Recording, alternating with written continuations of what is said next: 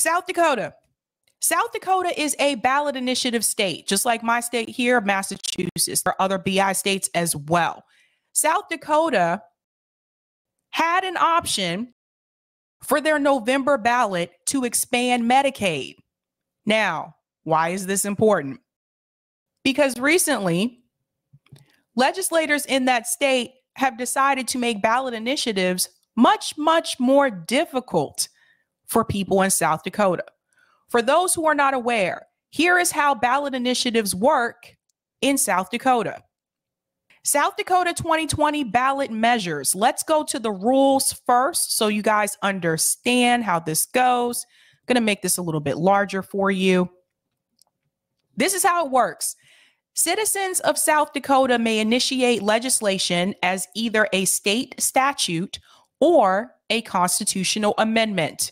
In South Dakota, citizens also have the power to repeal legislation via veto referendum.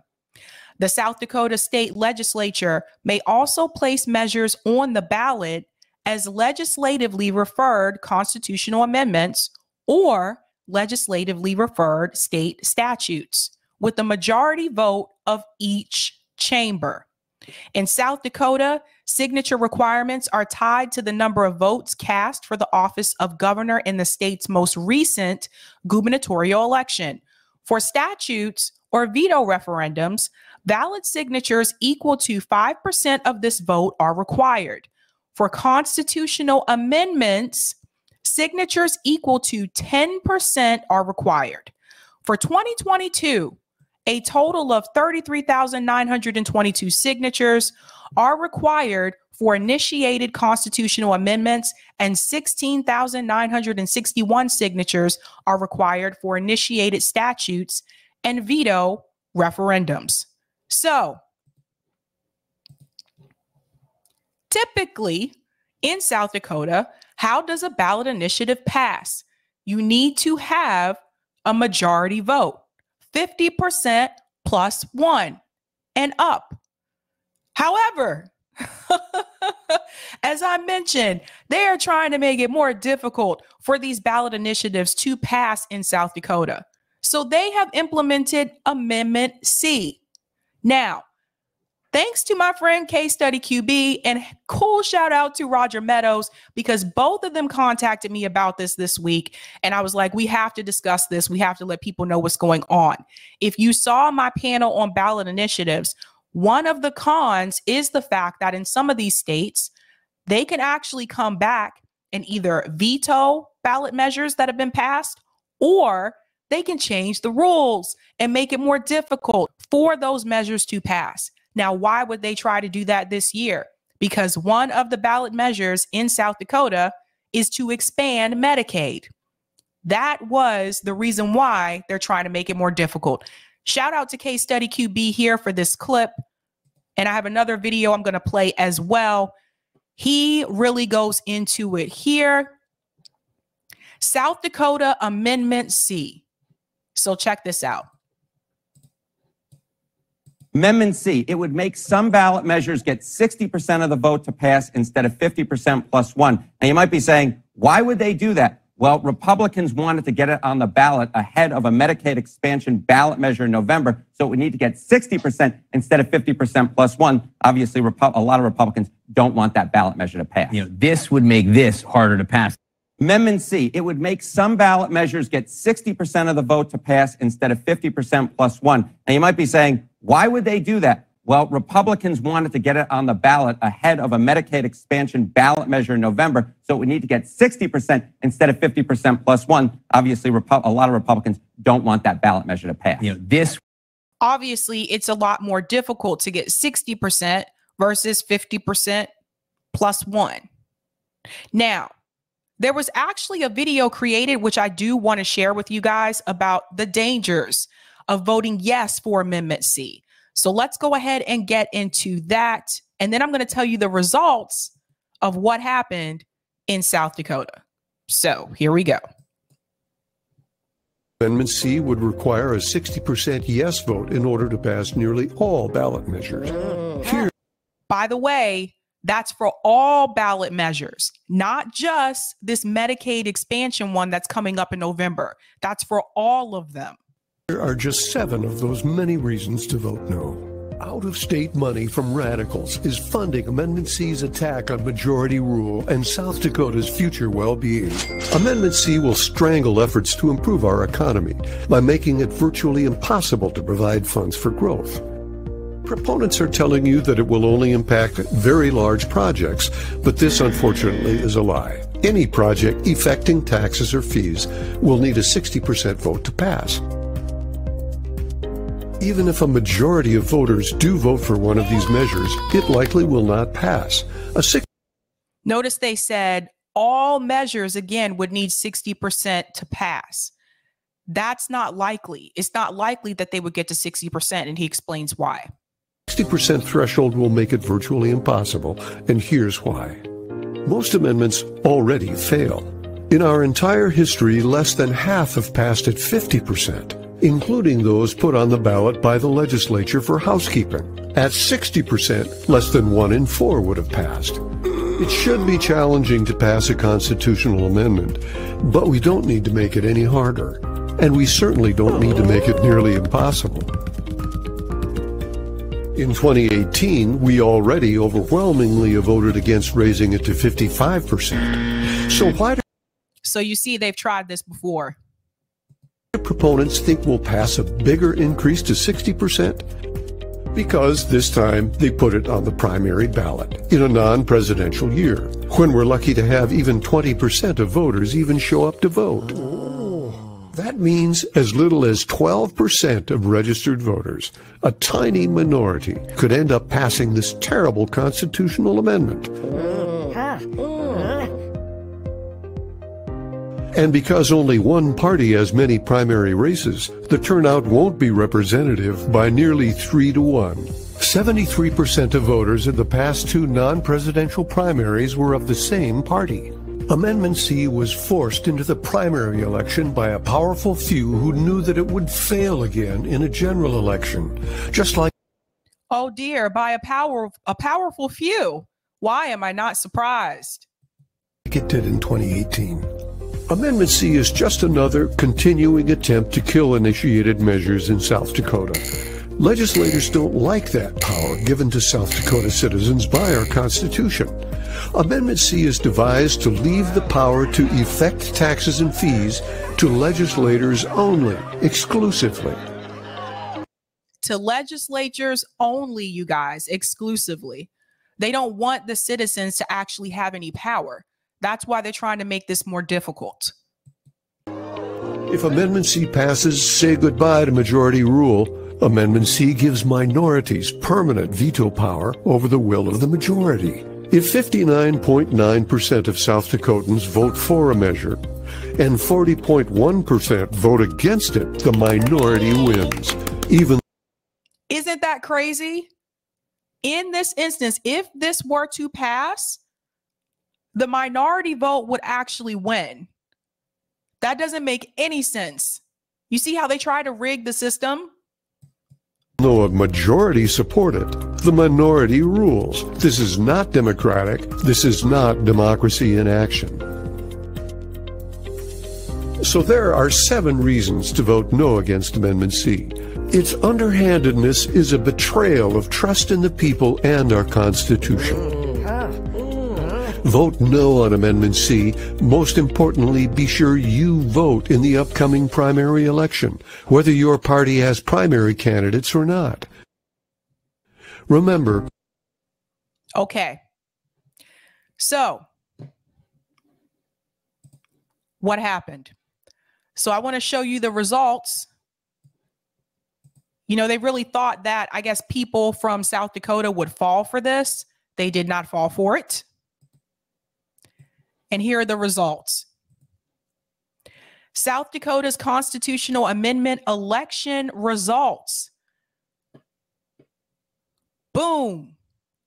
67.4% voted no for Amendment C.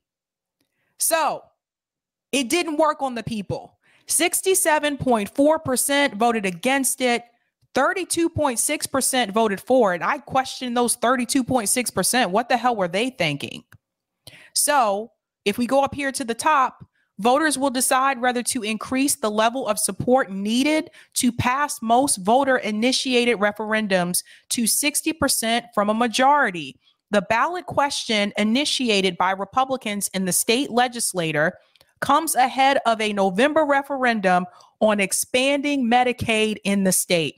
So when I tell you that they really don't want to give us health care in this country, they really don't want to give us health care. They really don't. So I'm glad that this did not pass, because otherwise every ballot measure they would have would require that 60%, which you just saw in that video. That would be almost impossible to get. It's just another way to take the power away from the people.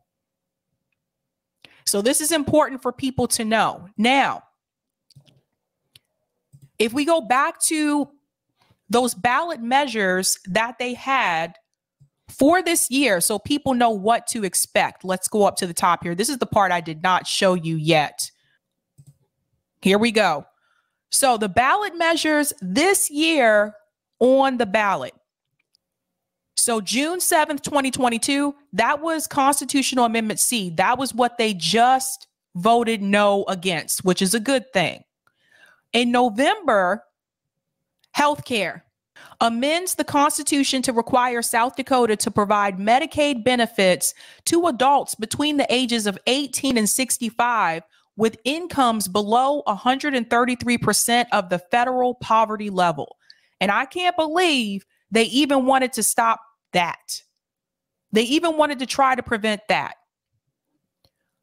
Another ballot measure for November 8th, this is an initiated measure, is marijuana.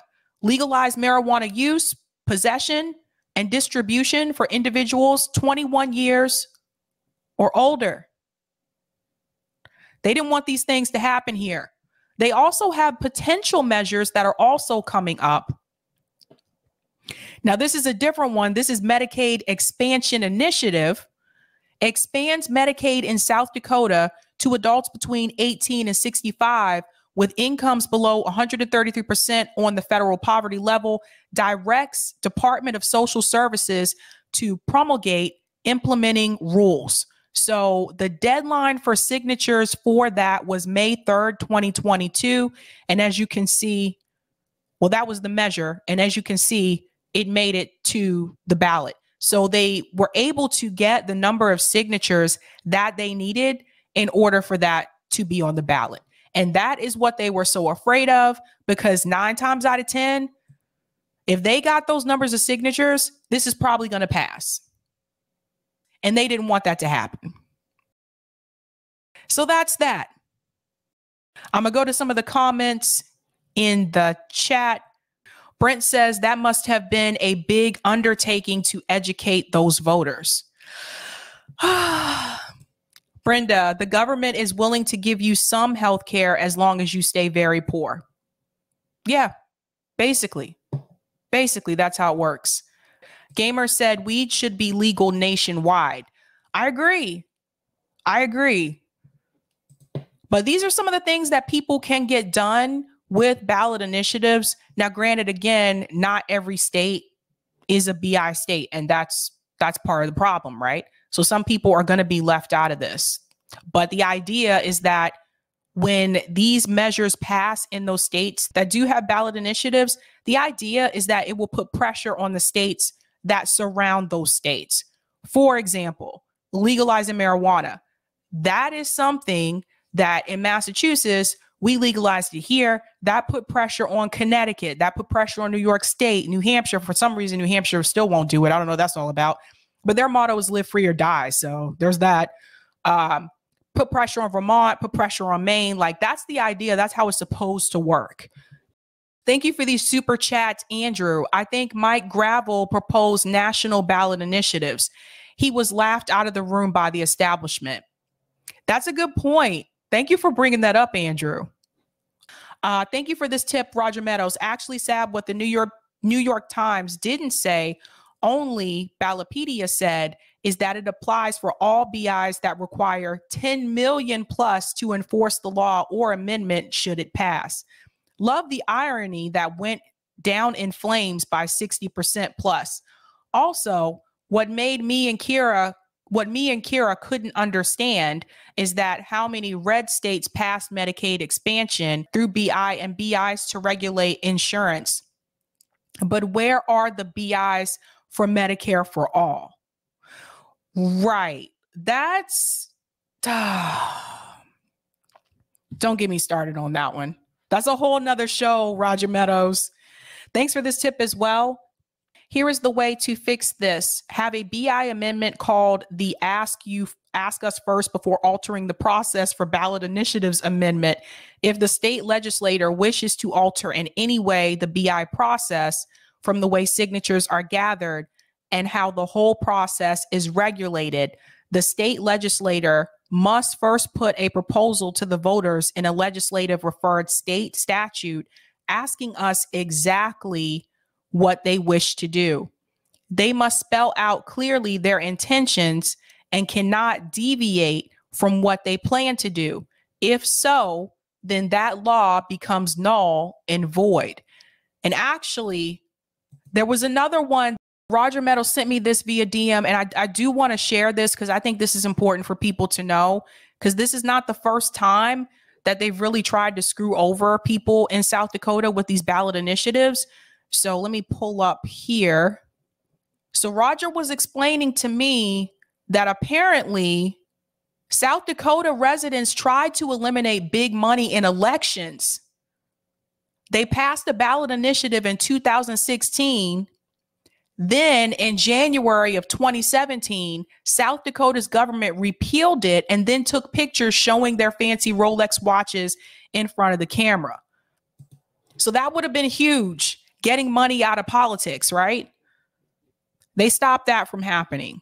So let me share this screen here because I do want people to see what Roger is referring to as well.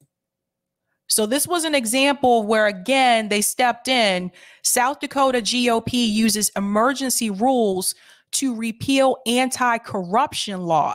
So this was another one. Now, this is 2017.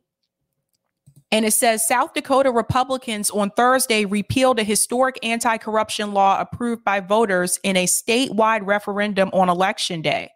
The measure, which passed with more than 51% backing in November, would have created an independent ethics commission, limited lobbyist gifts to lawmakers, banned officials from joining lobbying firms for 2 years after leaving office, and created so-called democracy vouchers for registered voters to steer toward their preferred candidates.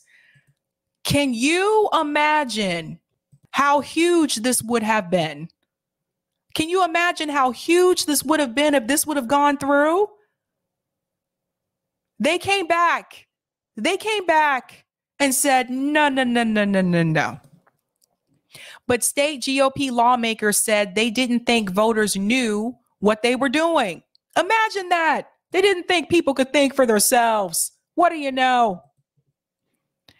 Governor Dennis Doggard, a Republican, signed the repeal bill on Thursday night in a budget address delivered after the November referendum. He claimed the public had been hoodwinked by scam artists who grossly misrepresented those proposed measures.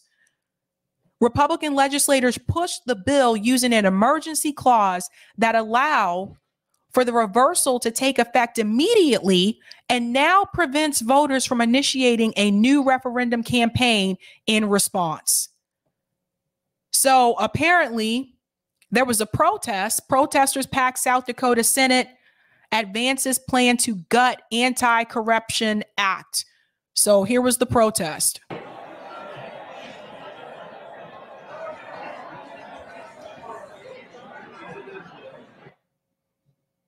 So see how they were able to just come in and change things? This is awful. It's absolutely awful. But it goes on to say, State Senate Majority Leader Blake Kurd, a Republican, has been a vocal critic of the new restrictions, claiming they are in violation of South Dakota and the U.S. constitutional law. Kurd, his colleagues, and a lobbying group filed suit against the law last year in a South Dakota circuit court. The judge issued a temporary injunction, effectively putting its implementation on hold pending further review. So those are just some of the things that they can try to jump in and do to stop us from making progress. That's how they can come in and stop the people. Disco Phil, incredible. Is this for real? Absolutely. That's ridiculous. That's absolutely ridiculous. But it happened. It happened. Phenomenal mysticism, an emergency clause to repeal past ballot initiatives. Talk about endless corruption. Yes. Yes. See how they can just jump in and do things like that?